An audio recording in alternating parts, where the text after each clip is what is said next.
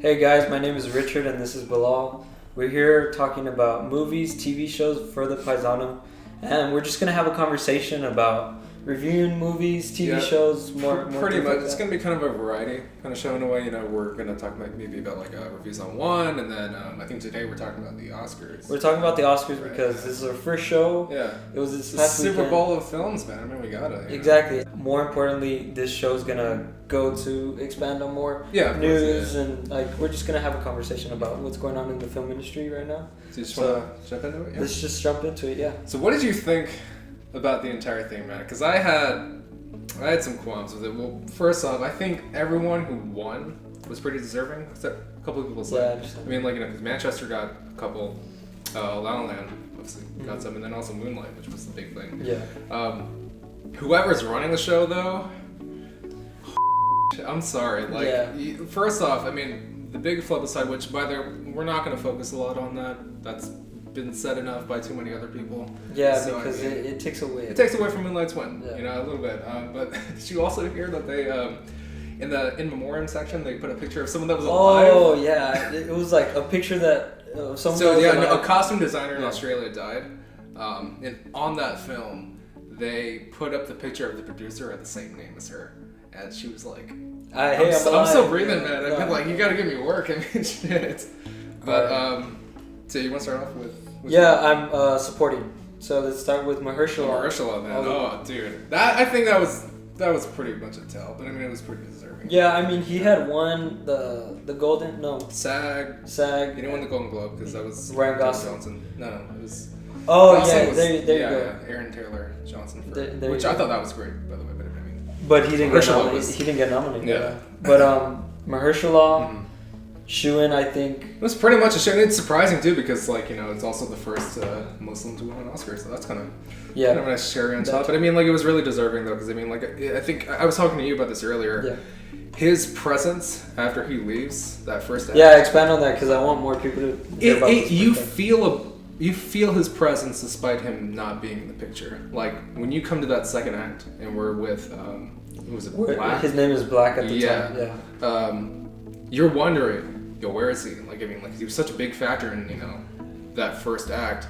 And then you find out later, you know, he's gone. But then, like, it's still, you feel him there. You feel his effect on Chiron, especially in the third act. Yeah. When you see him. Because you see Chiron and he looks exactly like Juan. Yeah, well, I mean, like, it's funny because, like, that's his kind of, I think that's his ideal of masculinity and, like, you know, to have, like, whatever's inside kind of negate that in a way. I think that's kind of interesting, like, that he had that big of an impact. But I mean, very well deserved in my opinion. I mean, like, who else was there? Was Michael Shannon. Michael Shannon was good though. Was so great. Michael Shannon was great though. I mean, you know, it's not that Oscar. Yeah, it's not gonna win. But I mean, it was a great performance. Great performance out of him and Dev Patel. Dev Patel, that's a lead actor role. Yeah, he was like 50% of the movie. That was maybe in the wrong category. Yeah, the kid was maybe supporting because he was like what 30% of the movie. Yeah, more like Dev Patel was 70%. I mean, that was definitely just like a campaign, kind of like, oh, he's not going to get a nomination there. You have like Casey Affleck and Gosling and what's that kid from Hacksaw? He's not going to get in if we put him in that. We'll just shoot him in that. So next one. Who should we talk about? Well, I also just real quick wanted to mention Lucas Hedges. That kid is gonna. He's going places. Oh yeah, no, he's going places. That scene with the fridge with the meat or something like that. That just hurt, dude. Yeah. I mean, like, so for is it supporting actress Viola Davis? We didn't see the movie. We didn't see Fences. I'm sure she was great in it. I saw the play, and she was great in that. I didn't think it was that great. But it was just acting, like they said. Here's my thing, and we're gonna talk about this a little bit more when we talk about Casey. But there's acting, and then there's Oscar acting. Yeah. And it's like this big, over the top, like flare your arms and just like let all these emotions come out. That's fine if it's necessary. Maybe it was necessary for the scene. I don't know. But like to me, it's just a little bit too much, to where it's like. When we're talking about Casey later, it's like the complete opposite. Yeah. So I honestly thought someone who did a better job, and it's kind of, you know, a little bit unfair for me to say this, but because we didn't see. Yeah, we didn't see the movie. But I mean, like Naomi Harris. Exactly. That's one of the main things that I want to talk about. Like Naomi Harris was so good in Moonlight. Oh yeah. And we're talking about this earlier. That one scene where Sharon it's just a comes close-up back on her when she's trying to get into the house, and like it's so hard to watch. It was so hard. It's like you hate her, but that's her character. That's like, shot it in 3 days. Yeah, it's insane. Crazy. I mean, it's just like, and even to another extent. I mean, like, what's her name? Which one? From Manchester. Let's see. Oh, Michelle Williams. Michelle Williams. That was it. That one scene. I mean, like, granted, if that one scene wasn't in the movie, I would be like, I should do a good job. I mean, like, that one scene just like it just hits you in the heart. It hits you. Yeah, no. So I mean, like, I feel like, and granted, again, we haven't seen Viola Davis in Fences, but I mean, I thought they were a lot better actors than that one clip of the snot running down her nose. And no, I understand that. That's acting. But Michelle Williams was so good. Subtle. Yeah, I think subtlety is something that I value more than just like an explosion of just like body fluids. I mean, the snot coming out of it's too much. That's a little too much. But what you got next? I think we have Best Actor. I mean, Casey Affleck talking about Casey subtlety. Affleck was was okay, and we're also not going to get into the controversy with him, the whole sexual harassment. Yeah, we're not going to get into that because I mean that's winning an Oscar does not mean that you're a good person. At least to me. I mean, it's about being a good actor, and that was what he was. I mean, like that dude, that performance was so nuanced and so pulled back that it just like, I don't know, like it just had a big effect in a way. It's just like that one scene again with Michelle Williams. And you see him kind of break down. Yeah, that's just like so hard because it's just like this. I was watching an interview with him and Peter Travis from the Rolling Stones. Okay. And he said he equated his acting method for this character of what's his name? I forgot. I forgot his name too. Yeah, but he equated it to a balloon being full with a bunch of water, and people are consistently poking it at any moment about to burst. And we saw that twice in the film. We saw it once with Michelle Williams, and then when he's talking to the guys, the police station. Oh yeah. That was just like, it's tense. It's tense. It's tense because you see him and he's so subtle, and it's like so many things are going on in his head. Yeah, that there's something going. Like that there's something that he's hiding deep down. He's suppressing. And whenever it hit me the most, whenever he's like, I'm not gonna get punished for this. Like, this is not. Yeah, I'm not going to jail or anything. Right then I noticed, hey, what I would do is I would kill myself. Mm-hmm. Like I would grab someone's gun and kill myself. Right. And then you see that play out. It's like, oh my god, like. This is I'm stupid. I didn't see any of that coming. So no! I mean, what the hell is he doing? I guess because I thought in that sense all sad and stuff. Yeah. Like depressed. I want to touch on some of the other nominees real quick for this category. Andrew Garfield. I liked him in Silence a lot more. I would say the same. He did a way better, especially those segments towards the latter half where it's him in the cage. Yeah. Those were so amazing. But I mean, like him and Hacksaw, I'm just. I don't know. Maybe it's Mel Gibson's directing, but like it felt. You were texting me about this the other day. It felt a lot like a Lifetime movie. Like I was watching a Lifetime movie. Yeah, and I agree with that too, except for like the horrendously bloody. Those were great. Those were. I liked the thing I liked about Hacksaw was the war scenes. Yeah. Because it was so. It's Mel Gibson directing. Yeah, Mel Gibson. He does good direction in that sense. Well, yeah. But I didn't. I mean. He was so playful. Yeah, no, he was too. He was too. He was a kid or something. Soft. Like I don't know. I don't know if it's his acting or just the character that he's playing. Yeah, maybe. Mm-hmm. I don't know. Ryan Gosling is Ryan Gosling in that movie, so I'm not. I mean, okay. Yeah. He's suave. We get it. I mean, like but I didn't really. Not to take away from the fact that I think Ryan Gosling is so great. No, he's fantastic. But he was just like. I mean, Blue Valentine was. Blue Valentine, Drive. But I don't think this one was just he was good, but I don't think he really added anything original except for the fact that the piano that was actually kind of impressive. Like he learned all that stuff. Who else is there? Viggo Mortensen. We didn't watch it. I didn't watch Mr. Was it Mr. Fantastic? Yes, Mr. Fantastic. Or Captain Fantastic. Captain Fantastic. Exactly. Because it's like. I mean, apparently he did well. I didn't watch it. And then Denzel, we didn't watch it, but it's Denzel, so I'm sure he did a great job. I mean, Denzel's won so many. He looked pissed whenever Casey Affleck. No comment. He was gonna cry. I felt really bad, but I mean, I don't know. I thought Casey Affleck did deserve it. Who else we got? Actress. Best supporting or best? No, we talked about supporting, so main. Okay. Emma Stone, great performance in La La Land, I think so. But yeah, I'm gonna be on the same page with you. We both agreed that Amy Adams was so robbed. That was robbed, man. I mean, it was, like, you know, you were talking to me being like, well, maybe it was just a factor of the fact that she was in both Nocturnal Animals and like it would have split the votes. It would have split the votes between the two. Which, I mean, I don't think she was that great in Nocturnal Animals. I don't know anyone that would want to vote for her in that. You know. But I mean, Arrival, it was just.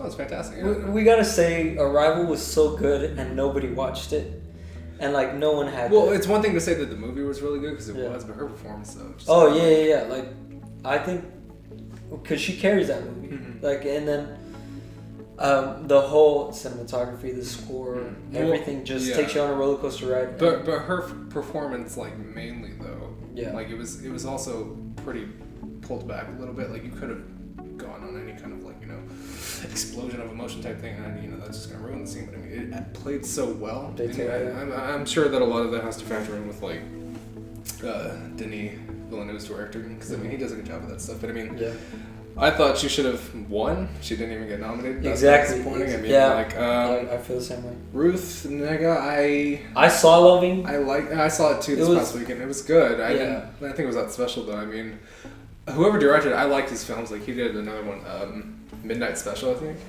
With Michael Shannon. Yeah, and Adam Driver. That was a great movie. Meryl Streep. Why? It's just like, hey, we're just gonna give this. No, I know what it is. It's because she made that Trump speech at the Golden Globes. Oh, we need an invite for that. Surprisingly, there wasn't a lot of political. I didn't think there were a couple. There was a couple, but not like last year. Or a lot more Matt Damon jokes, though. That was. Oh, I love that. I love that. That's fantastic. He was so pissed about that. Natalie Portman, though, Jackie. Didn't watch it. So I watched it. She did a really great job. I think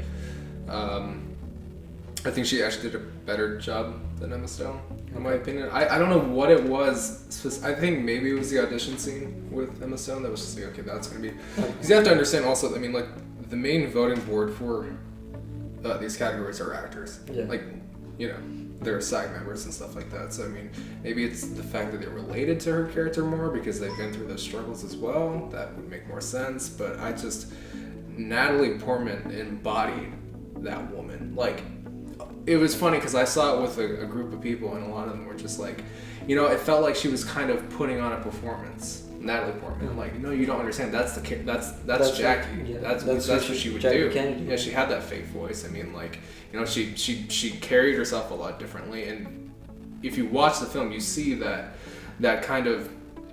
It opens with the CBS White House documentary of the the tour of the house. Yeah, it opens with that, and then having that that character from the first off and see it deteriorate throughout the film. It's amazing. I mean, like, I think she did a better job, but I mean, like, Emma Stone, I think good for her. I mean, I liked her. She was great. I mean, I liked her last time she got good. Yeah. Best director. I mean, this is the one I was really happy about. You've been going in a lot. David Chazelle, man, I was so happy about that. I mean, okay. I mean, this guy. Hold on. Let me get off my chest.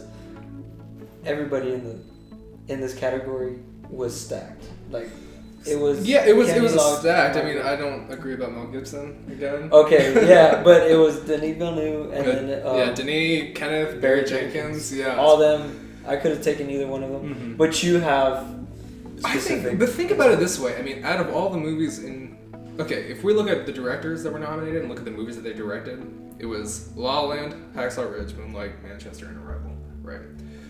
4 of those, I'm not saying they're easy to make, but they're very safe to make. You know, and I'm not trying to, like, downplay any of them or anything, but if you look at La La Land, it's a musical. I mean, nobody does that anymore. It could have easily collapsed on itself at any moment if the direction wasn't well. Like, I mean, like, that thing could have failed, like, immensely. But the fact that he was able to balance all of it and add this kind of flair to it and add this kind of, like, he took what was done and kind of did a modern spin on it in terms of the directing. I'm not talking about, like, the overall style of the film.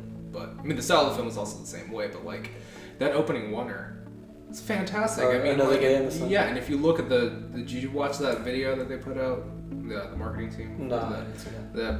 When they were rehearsing it, you shot it on an iPhone just to kind of, like, you know, get a sense of the overall direction of the camera movement and stuff like that, and it's pretty much aligning with the final thing. So I mean, like the fact that this is in this guy's mind is insane. You know, I mean, like that dude is talented. And you were talking about Whiplash earlier. I mean, like.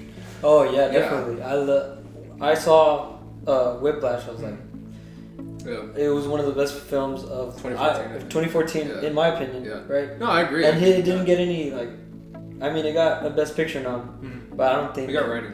I don't think it was like, hey, this is Whiplash. Like, I understood when he won Best Director. I was like, he's well deserved of this. Yeah. Of this award. No, I mean Damien Chazelle. I think he had a lot more to lose than. I mean, Barry Jenkins also had stuff to lose too. I mean, just not necessarily in terms of the directing, but in terms of the subject matter. I think because like the subject matter of the script is pretty. You know, it's nobody is dying to watch a film about a gay black man. But I mean. At the same time, I think in terms of directing, though, Damien Chazelle had a lot more to lose in terms of like that thing could have been a mess. It should have been a mess, but he balanced it out perfectly. So I thought that was really rewarding. He's also the youngest director now. Oh yeah, 31 years old. Yeah, 32 I think. 32. Yeah, somewhere around there. So what am I doing with my life? Right. Who else is next? I think it's. I have my original, right? Original screenplay was. That was another one that made me really happy with Kenny Lonergan. I screamed whenever he ran. I was so happy, man. Because I mean, like that. Did you hear about the whole thing with Margaret, the last movie he made? Oh no. He shot this movie, I think, and okay, these dates are going to be off, but you'll get the idea at least. He shot, I think, in 2007, and then. The movie had this huge issue with the distributor, or like I think one of the producers or something, where it got into this huge like legal debacle, and it didn't come out for like at least 4 or 5 years. So that guy just like, and that ruined the dude apparently. So whenever he was coming back to Manchester, kind of just like, he was hesitant, but like he took time with that script. I heard he took like about I think 3 years, if I'm not mistaken. So I'm just like, and it shows. I mean, the script it's subtle. But I was talking to you about it. It's that kind of like surreal realism in a way, and I think he does that so well. I've read some of the other plays that he's written, and they do the same thing as well. So I was happy because I mean, like there was a little part of me that was like, if La La Land wins in this category, I don't know, because I mean the story is pretty, not by the numbers, but it's pretty safe. I think there's not a lot of complexity to it. There's a lot of complex direction and a lot of complexity in terms of like the art design and stuff like that. But I mean, in terms of the script, it's pretty straight down the line. I mean, this one was dealing with so much, and it was also another balancing act. Yeah, I wanted to say that Manchester by the Sea was my favorite movie of the year out of all the best pictures, right? But especially because of the script. It was so. It was so subtle, and it was like you're just seeing a time frame in someone's life, and you're just taking the journey with them, like you're his brother or something. Yeah, you are there with them too, and to see that go up in film was amazing. Because I mean, think about it. That movie in general could have easily just fallen into that like. No, because I do love Aaron Sorkin, but it could have fallen into that category in terms of like those big scenes, like the one with him and Michelle Williams. Like it could have had that like huge kind of like thing, but it was so subtle and so pulled back that it just lended the actors to give something that's so believable, Yeah. So I thought that was really well deserved. Adapted was Barry Jenkins. Barry Jenkins. As well. The reason why I love this Oscars because I think everybody that deserved to win got it. Well, I wanted to ask you because you're a big fan of Arrival. I love the movie a lot too, but I mean, it's not like my favorite thing in the world. Mm-hmm. What did you think about it not winning? For adapted screenplay. For adapted. Have you read the short story? No, I haven't read the short story. It's short. It's like 3 pages, I think. Yeah, and the guy I think is Eric something, but he turned that thing into a pretty damn good screenplay. Yeah, I for a moment thought that was going to win because the layout of that thing is insane, especially with the twist that comes halfway through. Exactly. The perspective of the way they withhold information. I mean, we've gone over this a bunch of times, but what's the next one? So Best Picture. Yeah.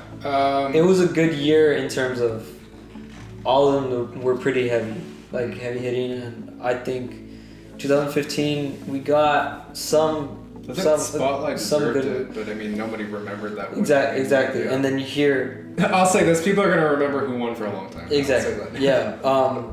We have, I think, movies... Yeah. Some of the movies didn't get a lot of limelight where, like, Hell or High Water, Arrival.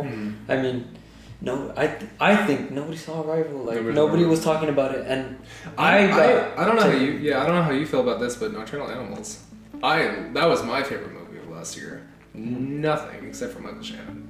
Yeah, that was surprising to me because I at least thought it was gonna get an adapted screenplay because I read the book, and I mean the book is it lays a lot out, but man, like Tom Ford, like he took that shit and like ran with it. Like, it was pretty insane. I mean, in terms of Moonlight winning though, I thought that was well deserved. I felt great for Barry Jenkins, man. The smile on that guy's face. I mean, like, because if you hear like about all the shit he's been through, like, you know, not to mention, you know, like his mom was a crack addict, which is a huge factor in the film. But so it's a very personal movie. But like also, I think it was Telluride, the Telluride Film Festival. He used to like consistently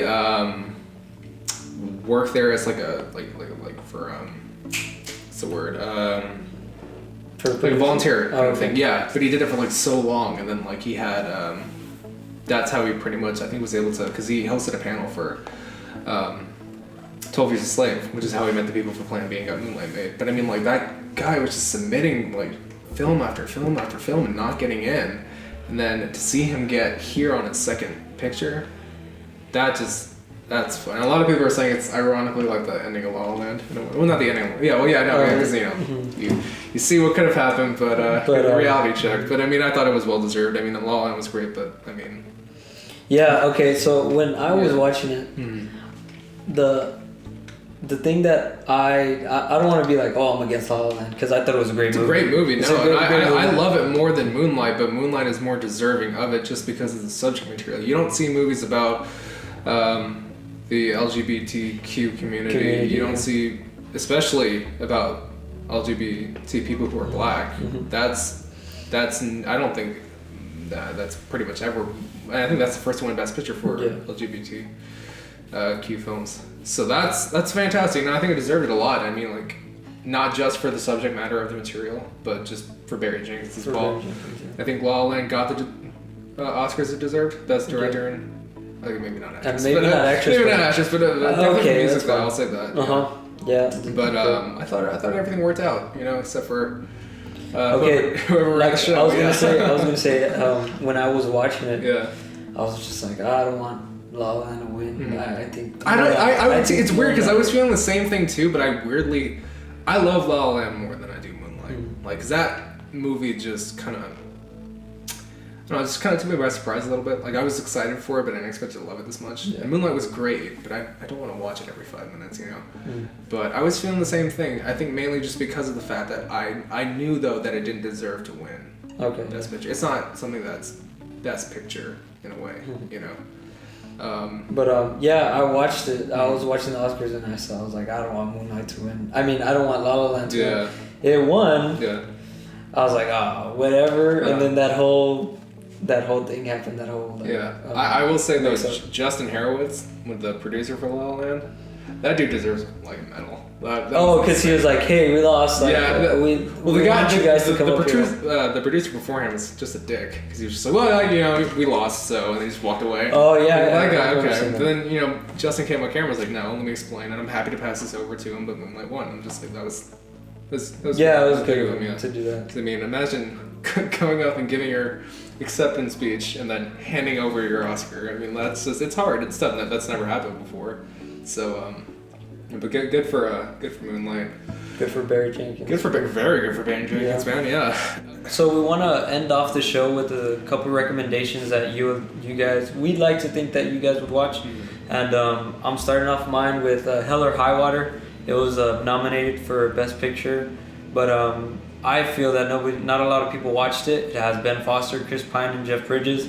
It's a good modern day Western, and I loved it, and I think more people should watch it. No, it's fantastic, and it does that thing that they're doing now with those like modern day kind of Western type deals, like that they're No Country and stuff like that. Yeah, it's fantastic. I'm gonna go ahead and recommend Medicine for Melancholy. It was Barry Jenkins' first film, so I just thought it might be part. But it's kind of like weirdly enough, people keep saying that Moonlight is a lot like Boyhood.